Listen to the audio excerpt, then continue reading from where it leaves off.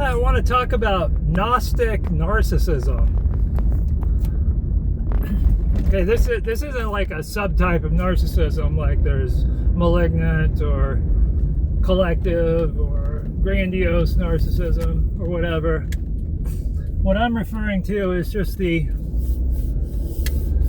pattern of feeling that we're superior because we know something someone else doesn't know. So I have an advantage. Now, you can actually literally have an advantage by knowing something someone else doesn't know. But to use that psychologically to feel better than them is essentially it's a narcissistic coping mechanism.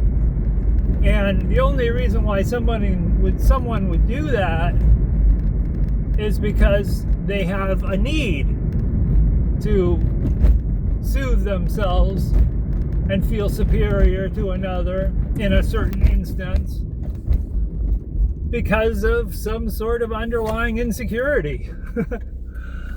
and I'm talking from experience here, because I totally fell into that Gnostic narcissism trap, or coping mechanism, addiction, whatever you want to call it. Like back when I first started seeking, I remember that, people would say, like, the world is an illusion.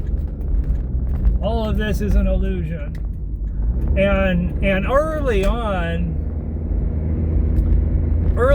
I came across the more life-affirming path of Advaita, where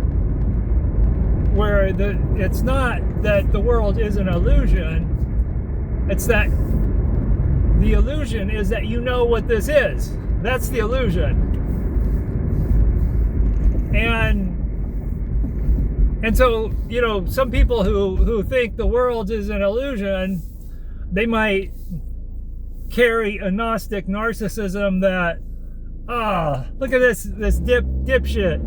He thinks the world is real. I know it's an illusion, and therefore I feel like I have one up on this guy. I feel superior. But I did the same thing in the opposite way. This dipshit thinks the world, he knows the world is an illusion, whereas I know that the illusion is that the illusion is that I know what this world is. And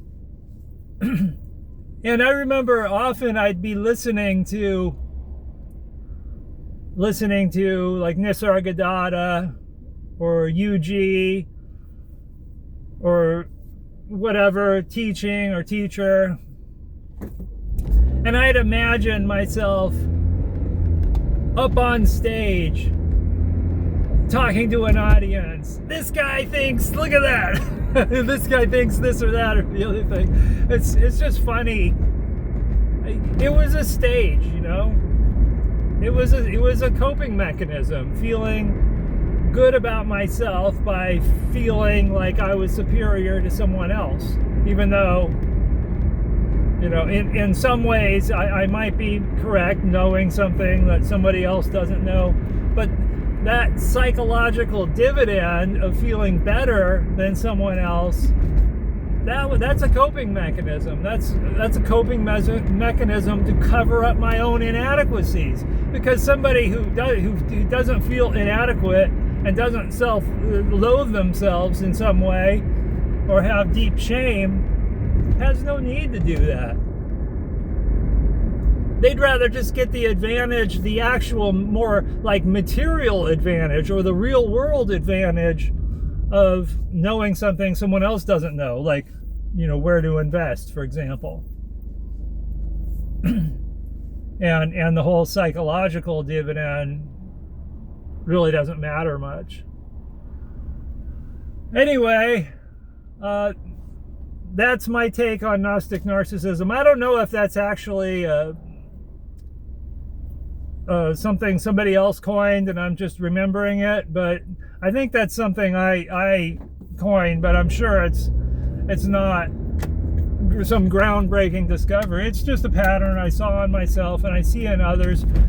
Like, let me give another example, like flat earthers, for example, which is a wild thing to feel superior about, but that's one of the things they're getting off on, this whole thing that, oh, we know that NASA is this evil agency that's guarding the snow wall and keeping us from discovering how special we are.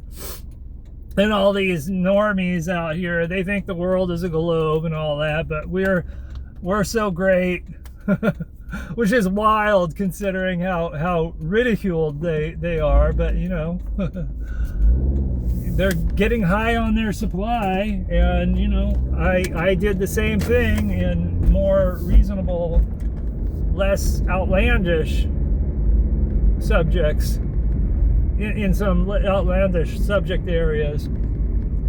All right, well, thanks for watching. Bye-bye.